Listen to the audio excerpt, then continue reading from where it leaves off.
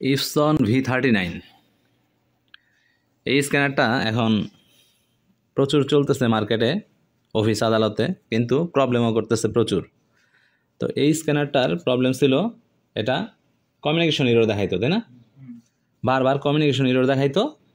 এবং আমরা যখন এখান থেকে দেখেন এই মেসেজটা দেখাইতো, can not communicate with the scanner. তো দেন আমরা এটার যে সফটওয়্যারটা আছে, সফটওয়্যারটা আনইনস্টল করে আবার ইনস্টল করছি।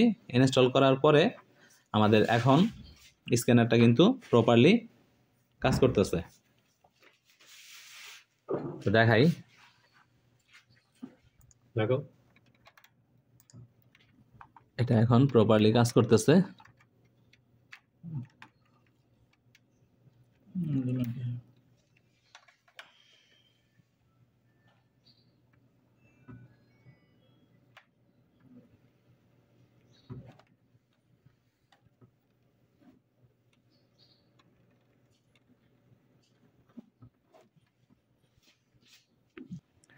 এটা লাগানোর সাথে সাথে একটা কানেকশনের শব্দ পায়।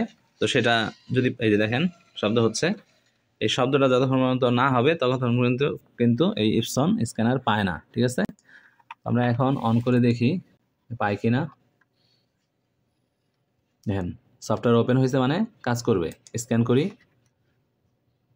এই যে এখানে ইমেজ, এই যে এখানে, ঠিক আছে, এখান থেকে চেঞ্জ করবেন। এই যে ইমেজ বা জেপিজি বা পিডিএফ যা করতে চান এখান থেকে চেঞ্জ করবেন। ঠিক আছে, তো এই যে এখন এই যে শব্দ হচ্ছে, স্ক্যান হচ্ছে। তো এটা যখন আমরা নতুন করে আনইনস্টল করে ইনস্টল করছি তখন আমাদের প্রবলেম সলভ হয়ে গেছে। অনেক সময় এই ক্যাবেলটা প্রবলেম থাকে, ক্যাবেলের গোড়ায় প্রবলেম থাকে, তারপরে স্ক্যানারের যে পোর্ট আছে পোর্টে প্রবলেম থাকতে পারে, ইউএসবিতে প্রবলেম থাকতে পারে। এই জিনিসগুলা চেক করলে আপনার আশা করি এই স্ক্যানারের ইপসন স্ক্যানারের প্রবলেম আপনারা সলভ করতে পারবেন। ধন্যবাদ।